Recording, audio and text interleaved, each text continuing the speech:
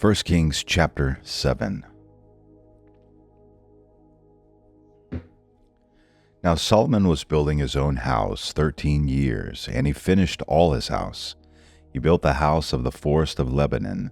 Its length was 100 cubits, and its width 50 cubits, and its height 30 cubits, on 4 rows of cedar pillars, with cedar beams on the pillars. It was paneled with cedar above the side chambers, which were on the 45 pillars, 15 in each row. There were artistic window frames in 3 rows, and windows was opposite window in 3 ranks. All the doorways and doorposts had squared artistic frames, and window was opposite window in 3 ranks. Then he made the hall of pillars. Its length was 50 cubits, and its width 30 cubits. And a porch was in front of them, and pillars, and a threshold in front of them. He made the hall of the throne, where he was to judge, the hall of judgment, and it was paneled with cedar from floor to floor. His house, where he was to live, the other court inward from the hall, was of the same workmanship. He also made a house like this hall for Pharaoh's daughter, whom Solomon had married. All these were of costly stones, of stone cut according to measure, sawed with saws, inside and outside, even from the foundation to the coping, and so on the outside to the great court. The foundation was of costly stones, even large stones, stones of 10 cubits and stones of 8 cubits. And above were costly stones, stones cut according to measure, and cedar. So the great court all around had 3 rows of cut stone, and a row of cedar beams, even as the inner court of the house of the Lord, and the porch of the house. Now King Solomon sent and brought Hiram from Tyre. He was a widow's son from the tribe of Naphtali, and his father was a man of Tyre, a worker in bronze. And he was filled with wisdom and understanding and skill for doing any work in bronze. So he came to King Solomon and performed all his work. He fashioned the 2 pillars of bronze. 18 cubits was the height of one pillar, and a line of 12 cubits measured the circumference of both. He also made 2 capitals of molten bronze to set on the tops of the pillars. The height of the one capital was 5 cubits, and the height of the other capital was 5 cubits. There were nets of network and twisted threads of chain work for the capitals, which were on the top of the pillars, 7 for the one capital and 7 for the other capital. So he made the pillars, and 2 rows around on the one network to cover the capitals, which were on the top of the pomegranates. And so he did for the other capital. The capitals which were on the top of the pillars and the porch were of lily design, 4 cubits. There were capitals on the 2 pillars, even above and close to the rounded projection which was beside the network. And the pomegranates numbered 200 in rows around both capitals. Thus he set up the pillars at the porch of the nave, and he set up the right pillar and named it Chacon, and he set up the left pillar and named it Boaz. On the top of the pillars was lily design, so the work of the pillars was finished. Now he made the sea of cast metal 10 cubits from brim to brim, circular in form, and its height was 5 cubits, and 30 cubits in circumference. Under its brim, gourds went around, encircling it 10 to a cubit, completely surrounding the sea. The gourds were in 2 rows, cast with the rest. It stood on 12 oxen, 3 facing north, 3 facing west, 3 facing south, and 3 facing east. And the sea was set on top of them, and all their rear parts turned inward. It was a handbreadth thick, and its brim was made like the brim of a cup. As a lily blossom, it could hold 2,000 baths.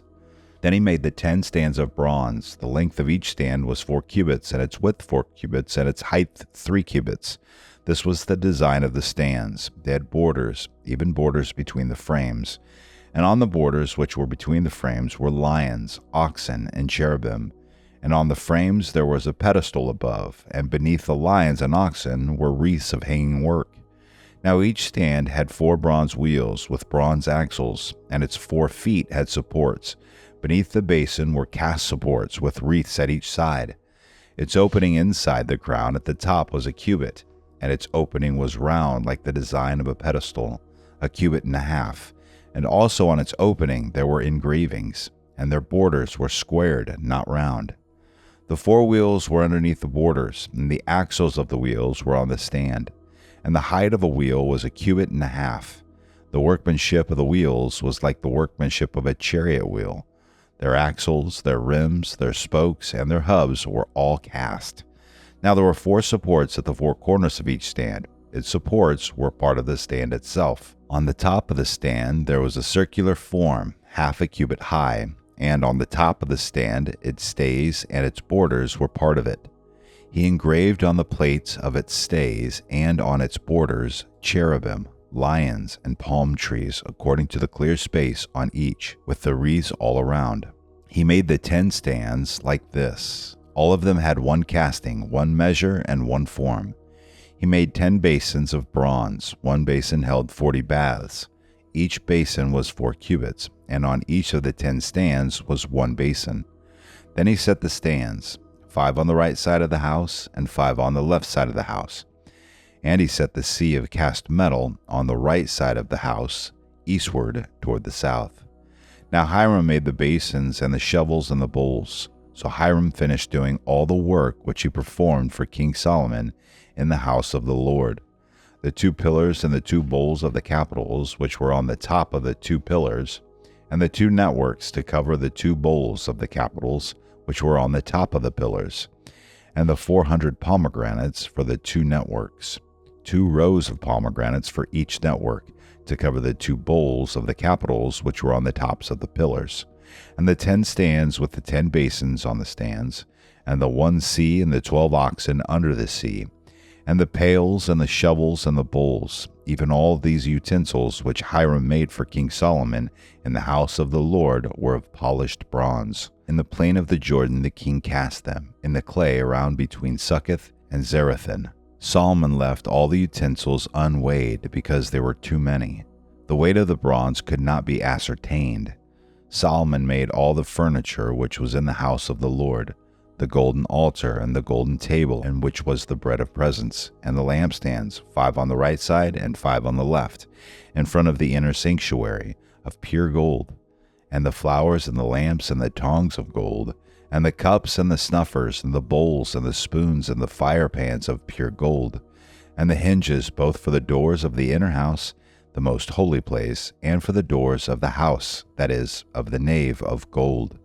Thus all the work that King Solomon performed in the house of the Lord was finished. And Solomon brought in the things dedicated by his father David, the silver and the gold and the utensils, and he put them in the treasuries of the house of the Lord. 2 Chronicles chapter 4. Then he made a bronze altar 20 cubits in length and 20 cubits in width and 10 cubits in height. Also he made the cast metal sea, 10 cubits from brim to brim, circular in form, and its height was 5 cubits, and its circumference 30 cubits. Now figures like oxen were under it, and all around it, 10 cubits, entirely encircling the sea.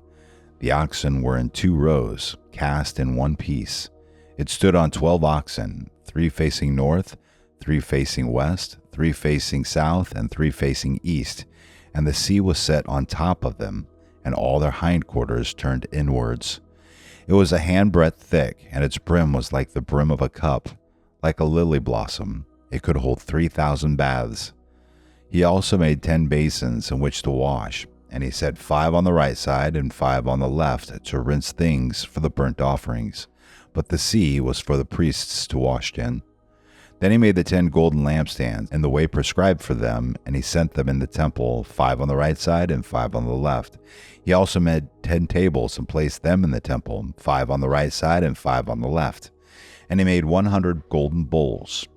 Then he made the court of the priests, and the great court and doors for the court, and overlaid their doors with bronze.